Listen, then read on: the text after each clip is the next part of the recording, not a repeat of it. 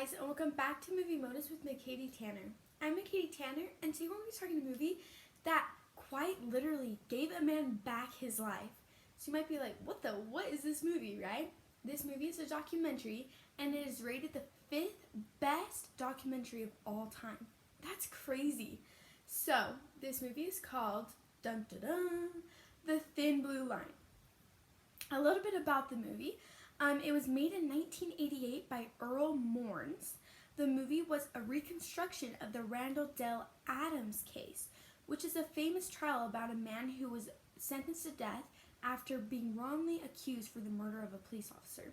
So that's kind of like what the movie is. It's a documentary about this trial and like what happened and this Adams dude, right? That was sentenced to death. So I'm going to be talking about 4 main impacts that I found. That I feel like impacted society and communications as a whole, that this movie impacted people. So first, it raised questions. It impacted like what we started thinking about.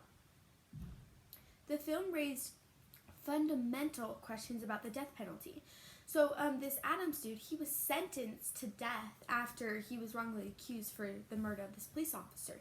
He was sentenced to death, and people were like, whoa, like, you know, as you continue to watch the documentary, you find out this dude actually wasn't, he was like, wrongly accused and that he didn't do it. But people start thinking, wow, is the death penalty like really this bad? Like, should we really be doing this? And it kind of got people to start thinking about the death penalty. It really changed how we communicated about crime. Because instead of being like, oh yeah, this dude deserves to die, like he did this, he deserves to die. It was more like, I don't know, it just like made people start thinking about like what really should be their punishment, and should it be as extreme as the death penalty? So it started people to really think. Next, you get some new material from this movie. So with its interview style and nonfiction filmmakes, it rates a new type of film.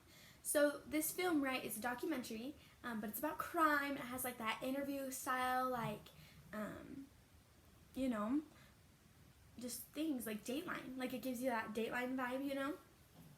So more films after this film were made that had that same style of like crime documentaries. That's we get like Dateline and 48 Hours and things like that.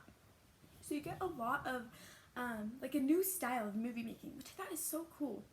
Next, it made people think about what is truth. It made people start communicating different about like what they believe and why they believe it. So it's like, if I believe this person is wrong, why do I believe that?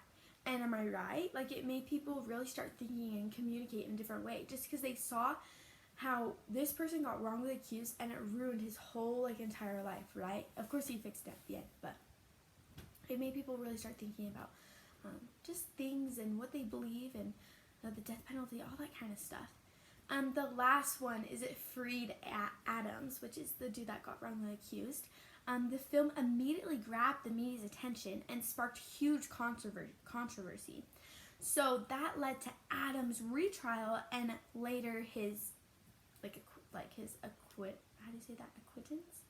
maybe?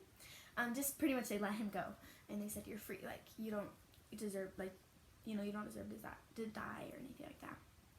So Adam was freed about 3 months after the film came out, which I thought is so cool.